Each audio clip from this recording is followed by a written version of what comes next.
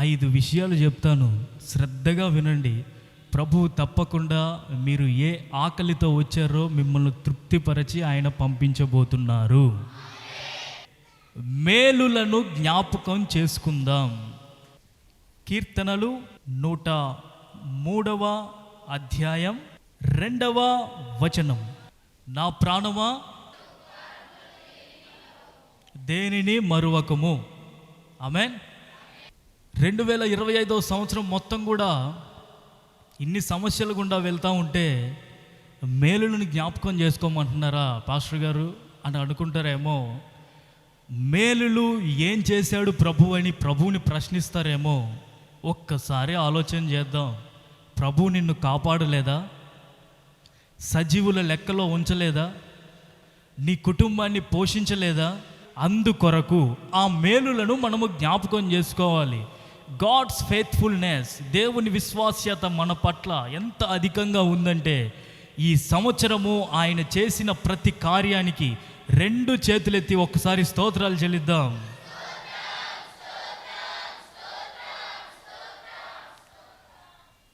కొన్ని plans fail అయ్యాయి మీవి, అవునా కదా? చెప్పండి, జెన్యూన్గా చెప్పండి. మీరు వేసుకున్న కొన్ని ప్రణాళికలు ఫెయిల్ అయ్యాయి. మీరు చేసిన కొన్ని ప్రార్థనలకు సమాధానం రాలే. కొన్ని ద్వారాలు కూడా మూసుకుపోయాయి. అడుగు పెడదామనుకునే లోపు ఆ ద్వారం మూసుకుపోయి మరలా ఇరుకును పడాల్సి వచ్చింది. అలాంటివి ఈ సంవత్సరంలో జరిగాయా లేదా? జరిగాయి. అందరి జీవితాలలో అలాంటివి జరిగాయి. అయితే బై దెన్, అయినప్పటికీ ప్రభువు మనలను కాపాడుతూనే వచ్చాడు. He protected us, he provided us, he sustained our families. లేకపోతే ఒకసారి ఆలోచన చేయండి, ఎన్ని యాక్సిడెంట్లు తప్పించలేదు ప్రభు, ఎన్ని ప్రమాదాలు తప్పించలేదు ప్రభు. నీ చంటి పిల్లలు బడికి వెళ్తూ ఉన్నారు కదా స్కూల్కి, వాళ్ళని ఎన్నిసార్లు ప్రభు అక్కడ కాపాడుంటాడో నీకు తెలుసా? ఇక్కడ వాళ్ళు వెళ్ళి క్షేమంగా వస్తున్నారంటే కేవలము ప్రభువు కృప మాత్రమే. ఆమేన్. నీవు ఇంటి నుంచి బయలుదేరి నీ ఉద్యోగాన్ని చేసుకొని నీ పని చేసుకొని మరలా ఇంటికి వస్తున్నావంటే ప్రభువు కృప మాత్రమే. మీకు తెలిసిన వాళ్ళు ఎంతమంది గతించిపోలేదండి ఈ సంవత్సరంలో? ప్రభువుకి నీ పట్ల ఏదో ఉద్దేశం ఉంది, అందుకే ప్రభు కాపాడుతూ ఉన్నారు. లేకపోతే అప్పుడే చెయ్యి వదిలేవాడు. ఈ వ్యక్తి నాకు అనవసరం, ఇతగాడు నాకేం పనికిరాడు, ఈమె నాకేం పనికిరాదు, ఈమె వల్ల నాకేం ప్రయోజనం లేదు అని ప్రభు ఎప్పుడో వదిలేసేవాడు. కానీ చేయి పట్టుకున్నాడంటే ఏదో ఉంది కదా, ప్రభు ప్రణాళిక ఏదో ఉంది. లేకపోతే ఆ రోజు యాక్సిడెంట్లో అప్పుడే పోయేవాళ్ళం, ఆ రోజే మన చాప్టర్ క్లోజ్ అయ్యేది. అయినా తప్పించి కాపాడుతూ ఉన్నందుకు ఆ మేలులన్నిటినీ మీరు జ్ఞాపకం చేసుకోవాలి. మొదటి అంశం, మేలులను జ్ఞాపకం చేసుకుందాం. అంటే రిమెంబర్, రాయండి అక్కడనే. First R remember. Second point, 2వ అంశం రిలీజ్, గతమును వదిలేద్దాం. 2వ అంశం గతమును వదిలేద్దాం. అపోస్తలుడైన పౌలు ఫిలిప్పీలకు రాసిన పత్రిక 3వ అధ్యాయం 13వ వచనం 14వ వచనం. వెనకున్నవి మరచి ముందున్న వాటికై వేగిరపడుచు గురి యొద్దకే పరిగెత్తుచున్నాను. ఆమేన్. గతమును వదిలేయటం అంటే ఏంటండి అంటారేమో. మీ వ్యక్తిగత జీవితంలో చూస్తే అపోస్తలుడైన పౌలు గలతీలకు రాసిన పత్రికలో 5వ అధ్యాయం, అవన్నిటిని ఒకసారి చదవండి. శరీర కార్యములు స్పష్టమై ఉన్నవి అవేవనగా జారత్వము, అపవిత్రత, కాముకత్వము, విగ్రహారాధన, అభిచారము, ద్వేషములు, కలహములు, మత్సరములు, క్రోధములు, కక్షలు, భేదములు, విమతములు, అసూయలు, మత్తతలు, అల్లరితో కూడిన ఆటపాటలు మొదలైనవి. అల్లరితో కూడిన ఆటపాటలు, శరీర కార్యాలు ఇవి మీలో ఏ ఒక్కటి ఉన్నా వీటిని ఈ ఉపవాస ప్రార్థనలో మీరు వదిలేయాలి. యేసు నామమున అన్ని లయమైపోవాలి. ఆమేన్. ఏదో 3 రోజులు పెట్టారు అయ్యగారు, 3 రోజులు ప్రార్థనలకు వచ్చాము, ఉపవాసం ఉన్నాము, 3 రోజులు ప్రార్థనలో ఉన్నాము, పాటలు పాడాను, వాక్యం విన్నాను, ప్రార్థనలు చేశాను, కానీ కొత్త సంవత్సరంలో ఏం పెద్ద మార్పు లేదయ్యా అని వచ్చే సంవత్సరం మీరు అనుకోకుండా ఉండాలంటే గతమును వదిలేయాలి. మీరు శరీర కార్యాలను మీరు వదిలేయాలి. ఒకవేళ మీలో కోపం ఉందేమో, మీలో జలసీ ఉందేమో, మీలో ఎన్వి ఉందేమో, పగలున్నాయేమో, కక్షలున్నాయేమో, భేదములున్నాయేమో, ఒకరు ఎదుగుతూ ఉంటే చూడలేని అసూయలున్నాయేమో, అల్లరితో కూడిన ఆటపాటలు ఉన్నాయేమో, వ్యర్థమైన కార్యక్రమాలకు గంటలు గంటలు కేటాయించే వారై ఉన్నారేమో, ప్రభు నీతోనే చెబుతా ఉన్నాడు, వాటిని నీవు వదిలేయి. 26వ సంవత్సరం నీకు మహిమకరంగా నేను మార్చబోతున్నాను. 2026వ సంవత్సరాన్ని నీకు ఘనతకరంగా మార్చబోతున్నాను. ఈ స్థితి కాదు నీది, ఇది కాదు నీది. ఈ స్థితిలోనే ఎన్ని సంవత్సరాలు ఉండవు, ఇంకా ఎంతకాలం దీంట్లోనే ఇదే సరిపోయింది అన్నట్లుగా నడుచుకుంటావు. నీ కుటుంబాన్ని ఉన్నతంగా ప్రభు మార్చాలనుకుంటున్నారు. నీ కుటుంబాన్ని ఘనంగా ఎదిగింప చేయాలనుకుంటున్నారు. నీ వ్యక్తిగత జీవితంలో అద్భుతాలు చేయాలనుకుంటున్నారు. నీ చదువులోను, నీ ఉద్యోగంలోను, నీ పనిలోను, నీ వ్యాపారములోను, నీ ప్రతి చోట ప్రభువు నిన్ను ఘనతకరంగా ఉంచాలని ఆశపడుతూ ఉన్నాడు. కానీ ఈ గతముందే ఇది నిన్ను ఎదగనివ్వడం లేదు. ఈ అభిచారములు, అసూయలు, కక్షలు, మత్తతలు, అల్లరితో కూడిన ఆటపాటలు, కోపము, ద్వేషము, సకల విధములైన దేవునికి అసహ్యకరమైనవి మిమ్మును ఎదగనివ్వకుండా చేస్తూ ఉన్నాయి. ఎవరికి వారు పరీక్షించుకోండి ఒకసారి. మీకు ఇంకొక వ్యక్తి కలిశాడంటే మీరు మరలా ప్రభువులో నిలవబడలేకపోతున్నారు. ఆ వ్యక్తి ఏమనుకుంటుందో, ఆ వ్యక్తి ఏమనుకుంటాడో, నేను దేవుని బిడ్డనని తెలిస్తే, లేకపోతే నేను ఇది త్రాగనని తెలిస్తే, నేను ఇది తిననని అతనికి చెప్పాలంటే ఏమనుకుంటాడో, ఈ ఏమనుకుంటాడో అనే అనుభవము మిమ్మలను భయంకరంగా అన్నిచ్చి వేస్తూ ఉన్నది. ప్రభు చెబుతా ఉన్నాడు, మనుషుల వైపు చూడడం మానే, దేవుని వైపు చూడడం ప్రారంభించు. నీ గతమును వదిలే. 2025వ సంవత్సరంలో ఎన్నెన్నో నష్టాలు గుండా వెళ్ళారు, ఎన్నెన్నో ఇబ్బందులు గుండా వెళ్ళారు, సమాధానం లేని పరిస్థితులు గుండా వెళ్ళారు. కానీ 2026వ సంవత్సరంలో ప్రభు మీ కొరకు బహు ఉన్నతమైన, బహు ఘనమైన బహుమతిని దాచిపెట్టాడు. అది మీ సొంతం. మూడవదిగా పశ్చాత్తాపపడుదాం. రిపెంట్. మేలులను గుర్తు చేసుకుందాం, గతాన్ని వదిలేద్దాం, పశ్చాత్తాపపడదాం. 2వ దినవృత్తాంతములు, 2 Chronicles చాప్టర్ 7, 2వ దినవృత్తాంతములు 7వ అధ్యాయం 14వ వచనం. నా పేరు పెట్టబడిన నా జనులు తమ్మును తాము తగ్గించుకొని ప్రార్థన చేసి నన్ను వెదకి తమ చెడు మార్గములను విడిచిన ఎడల ఆకాశము నుండి నేను వారి ప్రార్థనను విని వారి పాపమును క్షమించి వారి దేశమును స్వస్థపరచుదును. ఆమేన్. అందరూ చెప్పండి, బిగ్గరగా చెప్పండి, ఇంకా బిగ్గరగా చెప్పండి. ఏం చేస్తారంట ప్రభు? మనము తగ్గించుకొని మన పాపములను ఒప్పుకొని చెడుతనమును విడిచిన ఎడల ప్రార్థన చేసిన తరువాత ప్రభు అంట మనలను క్షమిస్తాడు. మొదటిగా, రెండవదిగా స్వస్థపరుస్తాడు. ఈ క్షమాపణ, ఈ స్వస్థత మీరు పొందుకొందురుగాక. ఆమేన్. ఏంటిది? మూడవది, పశ్చాత్తాపపడుదాం, రిపెంట్ అవుదాం, ప్రభు దగ్గర పాపాలు ఒప్పుకుందాం. ఈ సంవత్సరం అంతా కూడాను వ్యతిరేకమైనవి, ప్రభువుకి వ్యతిరేకమైనవి ఎన్నెన్నో చేసి ఉంటారు. పొరపాటుని చేసినవి కొన్ని అయితే ఏముందిలే, బలారాధన వచ్చినప్పుడు శుద్ధీకరణ గుడికి పెడతారుగా, అప్పుడు చేసుకోవచ్చులే ప్రార్థన అని నిర్లక్ష్యంతో చేసినవి కొన్ని. వాటినన్నిటి విషయమై ఈ ఉపవాస ప్రార్థనలో పశ్చాత్తాపపడుదాము. ఆమేన్. నాతో కలిసి ఈ మాట చెప్పండి. ప్రభువా, నా హృదయమును శుద్ధి చేయి, మరలా మొదటి ప్రేమను కలిగించు.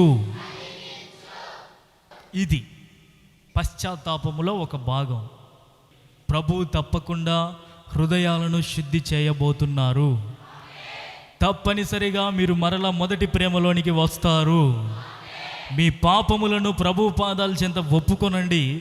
తప్పక మీరు క్షమాపణ పొందుతారు. ఆమేన్.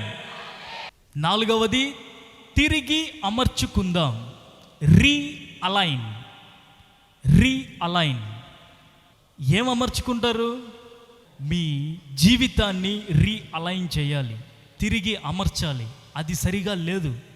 అది కొంచెం అక్కడ, కొంచెం ఇక్కడ, కొంచెం మంచి, కొంచెం చెడు, కొంచెం భక్తి, కొంచెం భక్తిహీనత, కొంచెము బుద్ధి, కొంచెం బుద్ధిహీనత, కొంచెము ప్రభువులో ప్రేమ, కొంచెం అపవాది వైపు ఆకర్షణ. ఇవన్నీ ఏం చేశాయంటే నీ లైఫ్ని సరిగా అమర్చకుండా విచ్చలవిడిగా, ఒక పడిపోయిన గోడ ఎలా ఉంటుంది, ఎలా పడితే అలా ఉంటుంది కదా, అలాగా ఉంది. అయితే మీరు ఇప్పుడు చేయాల్సింది తిరిగి దానిని అమర్చాలి. ఆమేన్. ఎలా అమర్చాలంటే ఒక బలమైన, మరలా ఎన్నడూ కదిలింపలేనంతగా, కుదిలింపలేనంత బలముగా మీరు దానిని అమర్చాలి. అది మరన్నటికి పడకూడదు. మత్తయి సువార్త 6వ అధ్యాయం 33వ వచనం. కాబట్టి మీరు ఆయన రాజ్యమును నీతిని మొదట వెదకుడి. ఆయన రాజ్యమును నీతిని మొదట వెదకుడి, అప్పుడు అవన్నీ మీకు అనుగ్రహింపబడును. అది ఒక్క మాటలో చెప్పాలంటే ఆయనను వెదకాలి మొదట. రీఅలైన్లో అంటే తిరిగి అమర్చుకునే ఈ ప్రాసెస్లో, ఈ పద్ధతిలో, ఈ క్రమంలో మొదటి స్థానాన్ని ప్రభువుకి ఇవ్వాలి. మీరు పజిల్స్ ఆడినోళ్ళు ఎవరైనా ఉన్నారా? మీరు పజిల్ గేమ్స్ అంటే ఒక స్ట్రక్చర్ ఉంటుంది. ఒక కోడి బొమ్మ, లేకపోతే ఏ పిల్లో, ఏమంటారు దాన్ని? పజిలేనా? పజిలే. ఆ దాన్ని సెట్ చేయాల్సి వస్తుంది, చేస్తారు కదా. అయితే తెలివైన వాళ్ళు, అంటే మీలాగా తెలివైన వాళ్ళు చేసే పని ఏంటంటే మొదట ఒక కీ ఉంటుంది. ఆ కీ సెట్ చేశారంటే మొత్తం అరేంజ్ చేయొచ్చు ఈజీగా. అవునా కదా? ఒక్కటి ఉంటుంది, అది ఏం చేస్తుందంటే నువ్వు దానిని సెట్ చేయకుండా మిగతా స్ట్రక్చర్ అంతా నీట్గా అరేంజ్ చేసావనుకో, ఆ లాస్ట్ ఉంటుంది, దాన్ని తీసుకొచ్చి మధ్యలో పెట్టాలంటే అన్నిటినీ మొత్తం డిస్టర్బ్ చేయాలి. ఏంటండి, గుర్తుందా లేదా? అలాగే నీవు ప్రభువును ముందు పెట్టావంటే మిగతాదంతా ఆటోమేటిక్గా అమరికిపోయింది. అది మిగతాది మొత్తం అమర్చుకొని పోయింది. హుషారుగా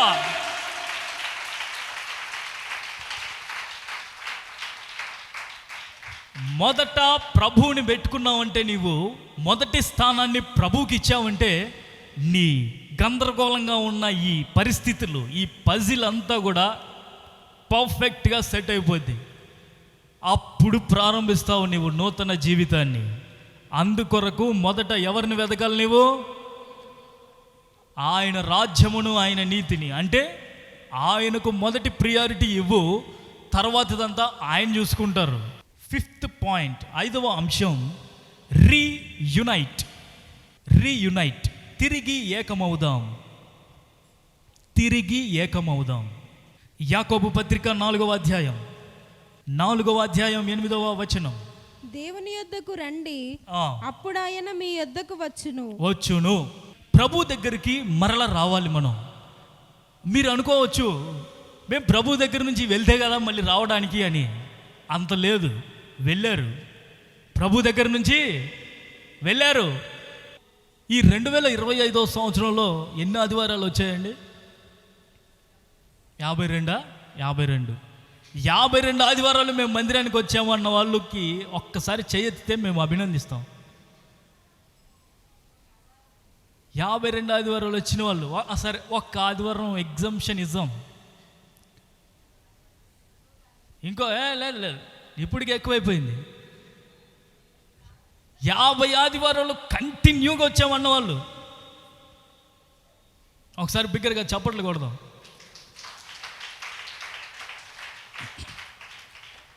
యాభై ఆదివారాలు రాలేదు కానీ పైన ఆ 2 ఆదివారాలు వచ్చా అన్న వాళ్ళు చేయొద్దండి. ఎందుకు అభినందించామంటే ఆదివారం ప్రభు సన్నిధికి వచ్చేటప్పుడు అపవాది భయంకరంగా టార్చర్ పెడతాడు మిమ్మల్ని, ఏదో ఒక శోధన వేస్తాడు వాడు. అయినా జయించుకొని వచ్చారు కదా, అందుకొరకు అభినందించాం. ఈ నూతన సంవత్సరంలో ఒకవేళ మీరు గత సంవత్సరంలో ఆ విధంగా ప్రభువుని అనుసరించలేకపోయారేమో, ఆదివారం వచ్చేసరికి ఒక మంచి ఆకర్షణీయమైన ఒక దానిని తీసుకొచ్చి అపవాది పెడతా ఉంటాడు. ప్రార్థన సమయం వచ్చేసరికి మీకు ఏదో ఒక ఆటంకాన్ని వేస్తూ ఉంటాడు. అయినా మీరు వచ్చారు కదా, ఆ విధంగానే ఇంకా రాని వాళ్ళు కూడా ఉంటే వాళ్ళు కూడాను ఈ 2026 సంవత్సరంలో ఒక్క మాట ప్రభువుకి ఇవ్వండి. శనివారాలు ఆదివారాలు ప్రభువా శక్యమైనంత వరకు, ఆదివారం అయితే ఇంకా తప్పించేదే లేదయ్యా, నేను తప్పక నీ సన్నిధిలో ఉంటాను, నీతో ఏకమవుతాను, నీలో ఫలిస్తాను అని మీరు ఒక్క మాట ప్రభుతో చెప్పండి. ప్రభువు వచ్చి మీ యొద్ద నివాసము చేస్తారు. ఆమెన్. నూతన సంవత్సరంలోనికి ఏ విధంగా అడుగు పెడదాం? ఆర్డర్ వైజ్గా చెప్పండి.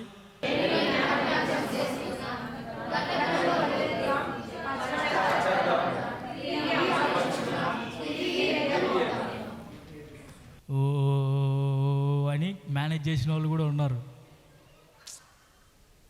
మామూలు తెలివి కాదు. మొదటిది మేలులను జ్ఞాపకం చేసుకుందాం. రెండవది గతాన్ని వదిలేద్దాం. మూడవది పశ్చాత్తాపపడదాం. నాలుగవది తిరిగి అమర్చుకుందాం. ఐదవది తిరిగి ఏకమవుదాము. ఆమెన్. నూతన సంవత్సరంలో ఎలా అడుగు పెట్టాలి? మనకంటే ముందుగానే ఉంచి ఆయన్ని ఈ నూతన సంవత్సరంలో మొదటి స్థానాన్ని ప్రభువుకే ఇచ్చి, ప్రభువా నీవు నా ముందుంటే నేను అడుగేస్తా, నీవు కానీ రాకపోతే నేను అడిగే నా వల్ల కాదు అని ఏడవండి ప్రభు దగ్గర. ఆయన వేసే ప్రతి అడుగు బహు అద్భుతంగా ఉంటుంది. ఆ అడుగులో నీ అడుగు పడిందంటే నీ జీవితం కూడా విప్లవాత్మకంగా మార్చబడుతుంది. ఆమెన్. నూతన సంవత్సరంలో అద్భుతమైన కార్యాలను మీరు చూస్తారు. నిర్లక్ష్యం చేయకుండా ఆసక్తిగా వచ్చిన మీ కొరకు ప్రభు కొన్ని దీవెనలు దాచిపెట్టాడు. ఏంటంటే నోట్ చేయండి. మొదటిగా 2026 సంవత్సరంలో మార్గదర్శకత్వం ఆయన తీసుకుంటాడు నీ పట్ల. అంటే డైరెక్షన్ ఆయనది. మీరు జస్ట్ అలా నడుచుకుంటూ వెళ్ళిపోవాలంతే. ఆల్రెడీ రూట్ అంతా తయారు చేసి పెట్టాడు ఆయన. రూట్ మ్యాప్ అంతా రెడీ అయింది.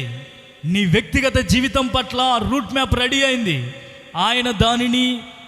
ఆయనకు నీవు స్థానం ఇస్తే దానిని ఆయన అమలు చేయాలని ఆశపడతా ఉన్నాడు. ఆ రూట్ మ్యాప్ ఎలా ఉంటుందంటే మీరు చూస్తారు, మీరు చెబుతారు, మీరు అనుభవిస్తారు, అనేకుల ఎదుట సాక్షిగా నిలవబడబోతున్నారు. రెండవది దర్శనం ఇస్తాడు ఆయన. 2026 సంవత్సరంలో నీవు దర్శనాన్ని చూడబోతున్నావు. విజన్ ఆఫ్ గాడ్ మీకు కలగబోతోంది. మూడవది క్రొత్త బాధ్యతలను ప్రభు మీకు ఇవ్వబోతున్నారు. ఈ మూడింటిని direction, second one vision, third one new responsibilities ఇవ్వబోతున్నారు ప్రభు. ఇవన్నీ ఎప్పుడు జరుగుతాయి తెలుసా? ఎప్పుడు జరుగుతాయి? అడుగు పెట్టగానే జరుగుతాయి. అంత లేదు, ఈ 5 పనులు చేస్తేనే జరుగుతాయి. ఏమో 5 పనులు? మేలులు జ్ఞాపకం చేసుకోవాలి. గతమును వదిలేస్తేనే నీవు ఆ మూడింటిని సంపాదించుకుంటావు. పశ్చాత్తాపపడాల్సిందే, తిరిగి అమర్చుకోవాల్సిందే, తిరిగి ఏకమవ్వాల్సిందే. ఈ విధంగా మీరు చేయండి. మీరు తప్పక ఈ మూడింటిని, ప్రభువు యొక్క డైరెక్షన్ని, ప్రభువు యొక్క విజన్ని, దేవుడు నీ పట్ల న్యూ రెస్పాన్సిబిలిటీస్ని, మరి అది ఏమై ఉన్నాయో కానీ వాటిని తప్పక దయచేయబోతున్నారు, నడిపించబోతున్నారు. నీవు ఆశీర్వాదకరముగా ఉంటావు, నీవు దీవెనకరంగా ఉంటావు.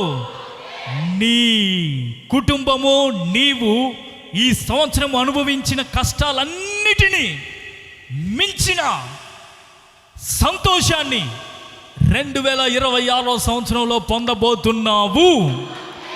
కొట్టుగట్టుగా హల్లెలూయా, హల్లెలూయా, హల్లెలూయా. మోకరించండి, అందరూ మోకరించండి, అందరూ మోకరించి, ప్రభువా క్రొత్త సంవత్సరంలో నేను గోలతోనూ వినోదంతోనూ నేను ఎక్కడెక్కడో గడపదలుచుకోవట్లేదయ్యా. నేను నీ పాద సన్నిధిలోనే గడపాలి. నాకు ముందుగా నీవు అడిగేయాలి. నీ అడుగు పడితేనే నేను అడిగేస్తా.